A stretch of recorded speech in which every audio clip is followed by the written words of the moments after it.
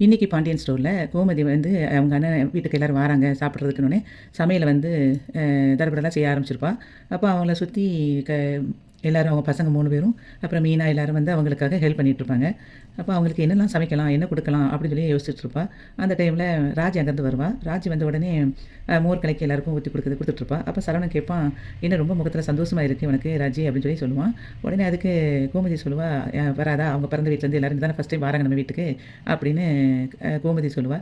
அப்போ ராஜி சிரிச்சிட்டு இருப்பா. அப்போ மீனா சொல்லுவா, எங்கள் வீட்டிலேருந்து தான் ஃபஸ்ட் டைம் வந்தாங்க, அப்போ இந்த மாதிரி நீங்கள் பண்ணலையே அப்படின்னு சொல்லி கேட்பா. அதுக்கு கோமதி சொல்லுவா, சரி பரவாயில்ல, அப்போ உங்கள் வீட்டிலேருந்து வர சொல்லு, அவங்களுக்கும் நல்ல சிறப்பாக விருந்து வச்சிடலாம் அப்படின்னு அவள் சொல்லுவாள். அதுக்கப்புறம் இவன் செந்தில் வேலை செய்கிறத பார்க்கும்போது கோமதி சொல்லுவா, நீ என்ன இப்படி வேலை செஞ்சிட்ருக்க, ஒழுங்காகவே பண்ண மாட்டேங்க, தக்காளி 4 தக்காளியை கூட இந்த மாதிரி நறுக்கிட்டு இருக்கேன்னு திட்டிகிட்டு இருப்பா. அப்போது மீனா சொல்லுவா, அவங்களுக்கு தான் வேலை செய்ய தெரியாதே அப்படின்னு அவன் வந்து அவனை செந்தில கம்ப்ளைண்ட் பண்ணுவாள். அப்போ செந்தில வந்து திரும்ப அவளை சொல்லுவாமா, இவங்க பெரிய செஃப்பு அப்படிங்கிற மாதிரி இவங்க கான்வர்சேஷன் போய்கிட்டு இருக்கும். அதுக்கப்புறம் கோமதி வந்து சொல்லுவா, எங்கள் அண்ணன்லாம் வராங்க, அவங்களுக்கு வந்து ஸ்வீட்ஸ் எல்லாம் இங்கே நம்மளே சமைக்கணுமா அல்லது கடையில் வாங்குவோமா அப்படின்னு சொல்லி கேட்பா. அதுக்கு இவன் அது யார் கதிர் சொல்லுவான், இல்லை நம்ம வந்து வீட்லேயே நீங்கள் செய்யுங்கம்மா ஸ்வீட்டு அப்படின்னு சொல்லி சொல்லும்போது நம்ம கோமதி சொல்லுவா, அப்போ எங்கள் அண்ணனுக்கு இளநீர் பாயசம்லாம் ரொம்ப பிடிக்கும், நம்ம அதையே செஞ்சுருவோம் அப்படின்னு சொல்லி சொல்லுவாள். அதுக்கு கதிர் இவன் சொல்லுவான், செந்தில் சொல்லுவான், எப்போ பார்த்தாலும் அண்ணன் அண்ணன்னு சொல்லிட்டு இருக்கேன், வாயில் வேறு எந்த வார்த்தையும் வராதாமா அப்படின்னு சொல்லி கேட்பான். அதுக்கப்புறம் கோமதி சொல்லுவா, இந்த பழனி பையன் காலையிலேயே சொல்லியிருந்தா இன்னும் நிறைய இது சமைச்சிருந்துருக்கலாம், கொஞ்சம் இறாலாம் வாங்கியிருந்திருப்பேன், இறா வந்து எங்கள் சின்ன எனக்கு ரொம்ப பிடிக்கும் அப்படின்னு சொல்லும்போது கதிர் கிண்டல் அடிப்பான். அதுக்கு கோமதி சொல்லுவா, ஏன்டா அவனை கிண்டல் அடிக்கிற, மாமா அது வந்து உன்னோட தாய் மாமா, நீ கிண்டல் அடிக்கலாமா அப்படின்னு சொல்லிட்டு இருப்பா. அதுக்கு செந்தில் சொல்லுவான், ஆமாம் அதனால் தாய் மாமா மடியில் தான் வச்சு காது குத்தி கமல் போட்ட மாதிரி சொல்கிறீங்களேன்னு சொல்லி அவன் சொல்லுவான். நீ உன் தங்கச்சி கல்யாணம் கட்டி கொடுத்து பாரு, அவள் வீட்டுக்கு போன பிறகு அவளும் இந்த மாதிரி தான் செய்வா, அப்போ உனக்கு தெரியும் அப்படின்னு சொல்லி சொல்லுவான். ஆமாம் மீனா சொல்லுவா, என்ன அதுக்கு பிரச்சனை, காது தானே உங்களுக்கு குத்தணும், இப்போ 3 பேர் விருந்துக்கு வருவாங்கல்ல, அவங்க 3 பேர் மடியிலையும் உட்காருங்க, காது குத்தி விட்டுட்டு போவாங்க அப்படின்னு சொல்லி மீனா கிண்டல் அடிப்பா.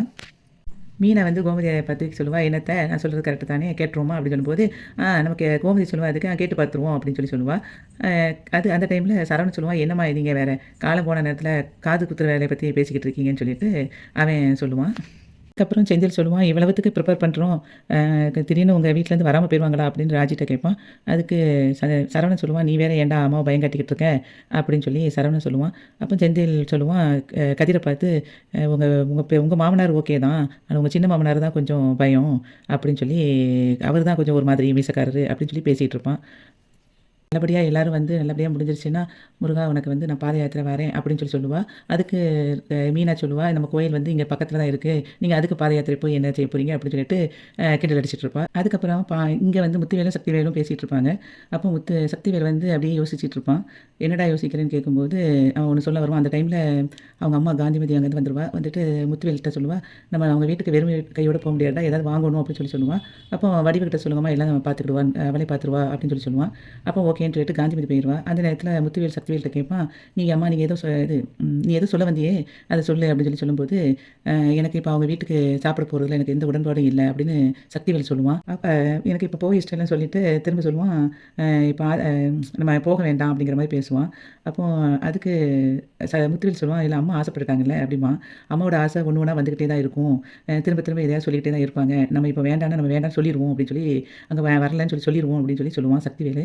அதுக்கு முத்துவேல் அதெல்லாம் சொல்ல வேண்டாம் அப்படின்னு சொல்லி, அம்மாவோட ஆசையை நிறைவேற்றுவோம் அப்படின்னு சொல்லுவான். அதுக்கு சக்திவேல் சொல்லுவான், இப்போ அம்மாவோட ஆசை வந்து ஒன்று ஒன்றா வந்துக்கிட்டே தான் இருக்கும், இப்போ இதை நிறைவேற்றினா இன்னொன்று சொல்லுவாங்க, கண்டிப்பாக பாரு எனக்கு இப்போ நம்ம வீட்டுக்கு திரும்ப அந்த வீட்டை உள்ள ஆட்களை வந்து நம்ம வீட்டுக்கு கூப்பிடுவாங்க, அதுங்களும் வெக்கம் இல்லாமல் வந்துடும் அப்படிங்கிற மாதிரி சொல்லுவான். அப்போது முத்துவேல் சொல்லுவான், இல்லை அப்படிலாம் எதுவும் நடக்காதுடா அப்படின்னு சொல்லிக்கிட்டு இருப்பான். முத்துவேல் வந்து சொல்லுவான், நம்ம வந்து அங்கே அவங்க வீட்டுக்கு போகிறோம், சாப்பிட்றோம், அதுக்கப்புறம் வந்துடுவோம், அதுக்கு மேலே எதுவும் நடக்காது நீ அப்படின்னு சொல்லிட்டு வெளியே போயிடுவான். அந்த டைமில் சக்திவேல் யோசிப்பான், அண்ணனை இனிமேல் நம்ப முடியாது, அண்ணன் வந்து ராஜி அதுக்கப்புறம் அண்ணி எல்லாருமே வந்து அழுதாங்கன்னா இவங்க வந்து மனசு மாறிடுவாங்க, அப்போ ஏதாவது திரும்ப எல்லாரும் வந்து ஒன்று சேர்ந்து இவனுக்கு சொத்து கிடைக்காதுங்கிற ஒரு நினைப்பில் தான் இருப்பான். அதனால் இப்போ அதை மட்டும் நம்ம நடக்க விட்டுறக்கூடாது, இவங்க எல்லாரையும் சேர விட்டுறக்கூடாது அப்படின்னு அவன் தீவிரமாக பிளான் பண்ணிக்கிட்டு இருப்பான். கோமதி எல்லாத்தையும் சமையலெல்லாம் முடிச்சுட்டு கதிர்கிட்ட டேஸ்ட் பார்க்க சொல்லுவாள். அப்போ எல்லாம் சூப்பராக இருக்குமா, நீ சூப்பராக சமைச்சிருக்கேன்னு சொல்லிடுவான். அப்போ அவன் முகத்தில் ரொம்ப சந்தோஷமாக இருக்கும்.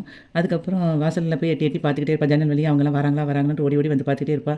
என்னடா இன்னும் வர காணுமே அப்படின்னு சொல்லிட்டு அப்படியே ஃபீல் பண்ணிட்டு இருக்கும்போது அவன் ஹாலில் வந்து பாண்டியன் உட்காந்துருப்பான். நீங்கள் எப்போ வந்தீங்கன்னு சொல்லி கேட்பா. அப்போ நீ தான் உங்கள் அண்ணன் எல்லோரும் வராங்க அப்படின்னு சொன்ன உடனே தான் நீ எங்கே என்னையே கண்டுக்கிட்டேன் அப்படிங்கிற மாதிரி அவன் பேசுவான். அதுக்கப்புறம் கோமதி வந்து சேர் எல்லாத்தையும் எடுத்து போட்டு வச்சுட்டு திரும்ப ஓடி ஓடி போய் பார்த்துட்டு இருப்பா. அங்கேருந்து எல்லோரும் கிளம்பி வந்துடுவாங்க. அவங்க எல்லோரும் வந்துட்டாங்கன்னு சொன்ன உடனே எல்லாரும் எல்லாரையும் கூப்பிட்டுட்டு வாங்க வந்துட்டாங்க எங்கள் அண்ணன் வீட்டிலேருந்து கிளம்பிட்டாங்கன்னு சொல்லிட்டு ஓடி போய் வாசலில் போய் பார்ப்பா. அப்போ அவங்க எல்லோரும் வந்துருவாங்க, வாசலில் நின்றுட்டுருப்பாங்க. அப்போ கோமதி எல்லாரையும் வாங்க உள்ளன்னு சொல்லி கூப்பிட்டுருப்பா. எல்லோரும் நின்றுட்டே இருப்பாங்க. அந்த டைமில் பாண்டியன் அதுக்கப்புறம் எங்களை மதித்து எங்கள் வீட்டுக்கு வந்ததுக்கு ரொம்ப சந்தோஷம் அப்படின்னு சொல்லிட்டு அவன் உள்ளே கூப்பிடுவான். அப்போ எல்லாருமே உள்ளே வந்துருவாங்க வீட்டுக்குள்ளே. அப்போது அந்த டைமில் பழனி வந்து பாண்டியன்ட்ட சொல்லுவான், கடைசியில் நம்ம வீட்டுக்கே வர வேண்டிய அளவுக்கு வந்துட்டாங்க பார்த்தீங்களா அப்படின்னு சொல்லிட்டு அவன் ரொம்ப ஹாப்பியாக பேசிகிட்டு இருப்பான். எல்லோரும் வீட்டுக்கு வந்தவொடனே ராஜி வந்து அவங்க அப்பாவை போய் கட்டிப்பிடிப்பா. அதுக்கப்புறம் அவங்க அம்மாக்கிட்டையும் நல்லா பேசிகிட்டு இருப்பா. அப்போ முத்துவேல் வந்து நல்லா சிரிச்ச முகத்தோடு எல்லாரையும் பார்த்துக்கிட்டே உட்காந்துருப்பான். அவங்க அதுக்கப்புறம் ஆனால் சக்திவேல் வந்து ரொம்ப அப்படியே மைண்டில் ஒரு மாதிரி அப்செட் ஆகி உட்காந்துட்டு பார்த்துட்டு நின்றுட்டே இருப்பான். அதுக்கப்புறம் கோமதி 2 பேரையும் அண்ணன் வந்து உட்காருங்க, ஏன் நின்றுட்டே இருக்கீங்கன்னு சொல்லிட்டு 2 பேரையும் உட்கார வச்சிருப்பா. அந்த நேரத்தில் காந்திமதி வந்து சொல்லுவா, வாங்கிட்டு வந்த இதை பொருளை வந்து கொடுங்க, என் கையில் வச்சுட்டு இருக்கீங்கன்னு சொல்லி மருமகிட்ட சொல்லுவாள். உடனே அதை கொண்டு போய் கொடுக்கும்போது கோமதி சொல்லுவா, எதுக்குமா இதெல்லாம் அப்படின்பா. நம்ம பக்கத்திலே இருந்தால் கூட நம்ம வந்து அடுத்த வீடு மாதிரி தானே இருந்தோம், இப்போ தானே வீட்டுக்கு வந்திருக்கோம், அதனால் வாங்கிக்கமான்னு சொல்லி அதை கொடுப்பான். அந்த டைமில் அப்படியே சக்திவேல் மட்டும் ஒரு மாதிரி பார்த்துக்கிட்டே இருப்பான். அந்த டைமில் மீனா எல்லாருக்கும் குடிக்கிறதுக்காக பானகம்னு சொல்லிட்டு ரெடி பண்ணி வச்சுருப்பாங்க. அதை எடுத்து கொண்டு வந்து கொடுப்பா. அப்போ கொடுக்கும்போது எல்லோரும் அதை வாங்கி குடிச்சிட்ருப்பாங்க. குடிக்கும்போது பழனி சொல்லுவேன், அக்கா நீ அது ப்ரிப்பேர் பண்ண, ரொம்ப டேஸ்ட்டாக இருக்குக்கா, பெசாட்டில் மச்சானோட கடை பக்கத்துலேயே ஒரு பானக கடையை போட்டுரு அப்படின்னு சொல்லி சொல்லுவான். அதுக்கு சக்திவேல் சொல்லுவான், உடனே நீ சீரியஸாக பேச ஆரம்பிச்சிருவான். எப்படின்னா, ஏன்டா நம்ம வீட்டில் குடும்பத்தில் வந்து பக்கத்தில் மளிகை கடை பக்கத்தில் வந்துட்டு இந்த பானக கடை அப்படின்னு ஒவ்வொரு கடையாக போடுற, இட்லி கடைன்னு போடுறது வந்து பொம்பளைங்க போடுற நிலைமையில இருக்கிறோம் அப்படின்னு சொல்லிட்டு சீரியஸாக பேசுவான். அப்போ பாண்டியன் சொல்லுவான், நான் வந்து கல்யாணம் ஆனதுலேருந்து அவளை கடை பக்கமே வரவிடாமல் தான் பார்த்துக்கிட்டே இருக்கேன். அப்படி இருக்கும்போது இப்போ மட்டும் என்ன கடையை போட விட்டுருவானா அப்படின்னு சொல்லி அவன் சொல்லுவான். அதுக்கு உடனே பழனி சொல்லுவான், அப்போ ஆக மொத்தத்தில் அக்கா வந்து என் கல்யாணத்துக்கு முன்னாடி சரி, அதுக்கப்புறமும் சரி, வந்து அவளை வந்து எந்த ஒரு இதுவும் பண்ணாமல் அவளை வந்து சந்தோஷமாக தான் வச்சுக்கிட்டீங்க, அந்தந்த வீட்டு ஆம்பளைங்க, அது வரைக்கும் ரொம்ப சந்தோஷம் சொல்லிட்டு திரும்ப அப்படி பேச்ச டாப்பிக்கை மாற்றுவான். சுகன்யா கோமதியை பார்த்து கேட்பா, என்ன ஒரே வாசம் விதவிதமாக வாசம் வந்த மாதிரி இருக்குது, நிறைய விதவிதமாக சமைச்சிருக்கீங்க போலயே அப்படின்னு சொல்லும்போது ராஜி சொல்லுவா, அத்தைக்கு என்னென்னலாம் சமைக்க தெரியுமோ அதை எல்லாத்தையும் சமைச்சு வச்சுருக்காங்க அப்படின்னு சொல்லிட்டு இருப்பா. அப்போ பேசிகிட்டு இருக்கும்போது கோமதி வந்து சுகன்யாட்ட கேட்பா, என்ன சுகன்யா இந்த பக்கமே வராமல் இருந்துட்டேன் அப்படின்னு சொல்லி கேட்பா. அப்போ சுகன்யா சொல்லுவா, என்ன ஒன்றுமே தெரியாத மாதிரி கேட்கிங்க, என் புருஷன் உங்கள் வீட்டு பக்கமே வரக்கூடாதுன்னு சொல்லி சொன்னீங்கல்ல, அப்போது நான் என் புருஷன் வரக்கூடாதுன்னா நான் மட்டும் வந்துடுவேனா அப்படின்னு சொல்லி கேட்பா. அப்போ ராஜி எல்லோரும் கோமதி முழிச்சிட்டு இருப்பாங்க. அப்போ பழனி மனசுக்குள்ளே நினைப்பான், ஐயோ இன்றைக்கி சுகன்யாவும் எங்கள் சின்னனும் வாயை திறக்காத வரைக்கும் இந்த பிரச்சனை இல்லை, இப்போ அவங்க 2 நாளும் பிரச்சனை எதுவும் வந்துடக்கூடாது அப்படின்னு நடக்குமா அப்படின்னு ஃபீல் பண்ண மாதிரி இந்த இன்றைக்குள்ள எபிசோடு முடிஞ்சிடும். வீடியோவுக்கு ஒரு லைக் கொடுத்து சேனலை சப்ஸ்கிரைப் பண்ணுங்கள். நன்றி.